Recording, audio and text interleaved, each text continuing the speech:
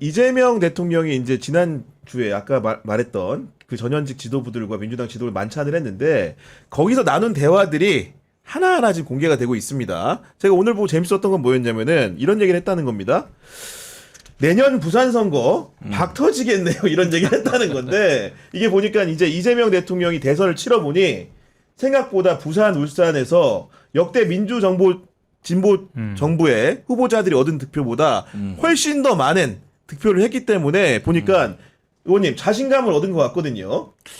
그렇죠. 그러게 지난번 그 윤석열 이재명 선거 때 생각보다 안 나왔어요. 그리고 저번 총선 때가 문제였죠. 이제 부산에서 17대 1로 졌단 말이에요. 근데 이번에 보니까 울산이 42.54%. 그렇죠. 오, 이거 네. 상당히 놀라. 경남이 39.40%. 네. 네, 이런 정도입니다. 부산은 40.14. 40.14. 네. 부산이 40% 넘은 건 감동적인 거 아닙니까? 이건 꽤 저 놀라운 실적이죠. 그러니까 이게 아마 민주당 계열 후보로는 부산에서 40% 넘은 최초의 처음이죠. 네, 처음 있는 거고 하나의 어떤 신기 원인을 열은 거는 분명하단 말이죠. TK에서도 이재명 대표가 득표한 게 네. 신기록이죠. 신기록이죠. 네. 그러니까 이런 부분에서 보면은 그 부산 경남 이런 데서의 어떤 특별히 약진 이런 부분들은 민주화의 과거 성지로서의 어떤 부산 경남의 어떤 옛 추억이 지금 되살아나는 되살아나고 있다. 그런 수준이라고도 할 수가 있겠고 이게 이제 그 어떤 다음 총선이나 지방선거에도 이 관성은 유지될 것이다. 그렇게 보면 해볼만 하죠. 그러니까 지금 이재명 대통령이 취임 후 첫 국무회의에서 해양수산부를 부산으로 옮기겠다. 이렇게 말을 했고 실제로 조직 개편안을 보니까 경제성장 수석실 산하에 해양수산 정책을 담당하는 해양수산 비서관을 신설을 했습니다. 이거 좀 의미 있는 거죠, 그러니까 평론가님. 그렇죠. 왜냐하면 일단 이런 공약 같은 경우에는 현실화시키는데 대부분 좀 시간이 걸리잖아요. 근데 일종의 부산 시민이라든가 부산 지역에 계신 분들 입장에서는 약간 그 효능감 비슷한 거? 바로 지금 대선 끝나고 이재명 대통령이 대통령으로 취임하고 나서 지금 아직 일주일이 안 됐어요. 오늘 6월 9일인데. 일주일도 안 일주일이 됐어요? 안 됐어요. 지금 6일째예요. 6일째인데 굉장히 많이 지난 것 해수부 같은데. 이전과 예. 관련한 구체적인 지시가 지금 막 나오고 있다는 거거든요. 그러니까 이거 같은 경우에는 부산 지역에 계시는 유권자분들 입장에서는 메시지가 굉장히 크게 받아들이는 거죠. 실제로 이거는 추진할 수도 있다. 네. 그리고 우리나라 해운사들이 얼마나 성장했습니까? 맞습니다. 그런데 윤석열 대통령이 한진 해운, 저 강원도 뭐 돈 안 낸다고 아니 최순실한테 돈 안 낸다고 없애버렸잖아요. 이게 말이 되는 짓입니까?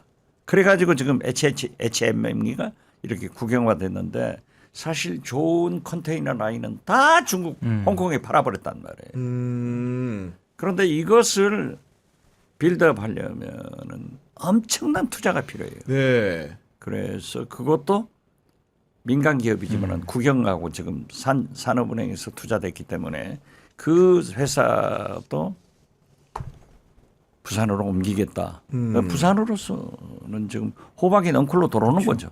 가덕도 공항대지, 해수부, 해운 항만이 얼마나 큰 겁니까? 그러니까 저는 이 해수부가 부산으로 간다 하면은 수산 부분은 전라남도가 70%입니다. 아. 조업도 그렇고 네. 양식도 그렇고. 그럼 우리 전라남도 사람으로 해수부 장관 하나 줘서 수산 정책 좀 해라. 저는 그걸 요구해요. 이 습관화 넣는 거 좋습니다. 예. 아니 해야죠. 그러니까, 아니 네. 일방적으로 가면 안 돼요. 여러 가지 그럼 나는 지역 균형을 해야 되기 나 때문에. 김인석 총리한테 내가 추천했어요. 네. 완도 군수가 기초단체장이지만 최고의 수산 전문가다. 이런 분을 한번 써봐라. 완도 군수를. 예. 네, 신우철 군수라고 아주 잘해요. 그렇군요. 네. 아니 내가 요즘 방송가에 돌아다니면은 진짜 펄펄 나는 패널 하나가 있어요. 누구예요? 전재수 의원. 네. 요즘 신이 나가지고 방송이 끝나면 진행자하고 30분 더 떠들더라고요. 자기가 아까 얘기한 뭐 해수부 부산 이전에 뒷얘기부터 해서 내가 선거 때 어땠고 그래서 득표율이 너무 좋으니까 솔직히 내가 방송할 만 나시죠. 그날만 나죠. 듣고 예. 있다가 올라 그러다가 아직도 얘기 중에서 어이 전 의원 그만 좀 해. 아니 전재수 의원이 강력한 해수부 장관으로 물망에 오르고 그러니까 있습니다. 지금 그렇죠. 아, 예. 그렇습니까? 아니 그러니까 부산에 한 명이라고 한 명. 예. 전재수 의원 국회의원 한 명이죠. 한 네. 명인데 민주당 의원이. 그런데 부산 전체가 이제 본인의 그 이제 아우라가 이렇게 드리워지는. 야 나도 청와대 같이 근무했지만 옛날에 어리버리했는데 언제 저렇게 커가지고. 어우 요즘 보면 그냥 눈이 부셔. 그리고 방송을 다 휘어잡아 자기가. 그러니까요. 아니에요. 예.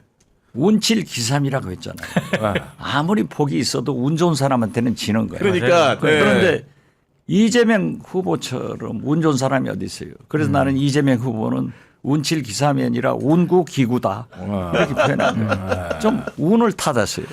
아니 근데 글쎄 뭐 저는 그런 운은 없고 근데 이래 보면은 확실히 그 참 옛날에 전재수 의원이 그 지역구 관리할 때 보면은 내가 불쌍해서 모든 직원에다 더 채용해가지고 부산에 올인을 하니까 김포공항에 같이 내려가는데 운전할 사람이 없더라고. 네. 본인이 직접 하고 다녔어. 아 진짜요? 그다음에 각 부산의 지역구의 동마다 전부 다 조직을 만들고 이렇게 해가지고 돌아다니는 얘기 중에 지역구 관리는 전재수 의원처럼 하라는 말이 있어요. 그래서 저 3번 떨어지고 4번인가? 진짜 아주 그 저 3전 사기 해가지고 저 입지전적으로 했거든요. 네. 근데 요즘 보면은 언제 저 고생한 전재수냐 싶은 게 아주 화양연화를 이렇게 좋은 날이 없어. 다음에 부산시장도 생각하고 있어요. 예. 아니 아까 해수부 장관 얘기하시더라고. 아니 그러니까 장관도 하고 시장도. 부산시장 뭐 못하리란 법은 없는 순서상으로. 근데 그러면 치고 올라가는 김에 그냥 꼭지점까지 올라가는 거잖아요. 아, 완전히 이렇게. 다다음은 예. 전재수. 아니 그리고 이제 참 재수 좋아. 아니 이재명 대통령이 또 이렇게 어떻게 보면은 그 어떻게 좋은 얘기만 이렇게 공개적인 자리에서 비공개 자리에서 하는 게 아니고 가끔 이제 긴장감을 주는 그 말들도 하는데 오늘 이제 비상경제점검 TF가 2차 회의가 열렸습니다. 거기서 어떤 말을 모두 발에서 꺼냈냐? 최근에 물가가 엄청나게 많이 올랐다고 하더라. 라면 한 개 2,000원 한다는데 진짜인가 이런 말을 썼거든요. 대통령을 모셔보셨으니까 어떻게 보면 이런 말은 어떨 때 하는 겁니까 대통령이? 아무래도 지금 현재 민생 경제가 가장 큰 문제 아니에요. 여기 이걸 성공해야 돼요. 그렇지 않으면 안 됩니다. 그렇기 때문에 그러한 의원회나 장관들 수석 여당 의원들한테 일종의 긴장감을 불어넣을 때는 구체적으로 예를 들어서 확 질러줘야죠. 물품을 딱 짚어가지고 아, 그러니까 그렇죠. 네. 대통령이 야, 완전히 이거 신라면에서 긴장하겠는데? 신라면 골드가 1,900원이거든? 아 2,000원에 육박하군요. 그러니까 네. 근데 그냥 신라면은 1,100원이야. 맞아요. 근데 거기에 스프 하나가 더 들어가. 저기 맨 끓여 먹고 나중에 이제 저기 그릇에 담을 때 타는 스프가 있거든. 근데 여기에다 계란하고 떡을 넣잖아? 그러면 죽이 돼. 그래가지고 그건 넣으면 안 돼, 이거. 너무 죽이 되니까. 네. 근데 그게 1,900원이라고. 아, 딱 경계선에 있는 가격으로 팔고 있기 때문에. 그러니까 떡첨이라도 넣어봐. 2,000원, 원가만 2,000원이 넘어가는 거예요. 아니, 그러면서 이제 어떻게 표현을 했냐면은, 그러니까 물가 급등 상황을 두고선 여러 가지 요인들이 있겠죠. 네. 세상에 이유 없는 일이 없으니까라고 하면서 다음 회의 때까지 물가 현황과 대책을 보고해달라. 이렇게 명시로 내린 겁니다, 지금. 사실 김대중 대통령도요. 취임하기 전에 당선인 신분 때 일산에서 당 간부들하고 식사를 했어요. 거기에서 저한테 당시 공정거래위원장이 전윤철 압니다, 예. 위원장인데 박 대변인 전윤철 공정거래위원장한테 월요일 날 오후 2시에 국회 총재실에서 물가관계 보고를 하라기라 했더니 다른 간부들이 물가는 기재부입니다. 알아요. 내가 알아요. 그렇지만은 매점 매석을 단속해야 돼요. 그렇게 워닝부터 소위 경고부터 주기 시작했다고요. 그랬구나. 그러니까 지금 현재 보면 IMF 외환위기나 지금 현재의 이재명 대통령 정부나 똑같은 환경에 처해 있는 거예요. 맞습니다. 아니 그러면서 이제 어떤 얘기를 회의 말미에 했냐면은 앞으로 이 회의할 때 담당 차관, 실국장 필요하면 과장들 같이 대동하셔도 좋다. 가능하면 그렇게 해달라. 장관들 다 현안 모르지 않냐 이러면서 실무적인 해법을 정치하게 이건 준비해오란 얘기 아니겠습니까, 민동기 평론가님? 그 이재명 대통령 스타일상 성남시장, 경기지사 이렇게 할 때부터 굉장히 디테일하게 지시를 하고 디테일하게 어떤 거를 요구한다는 걸로 정평이 나 있잖아요.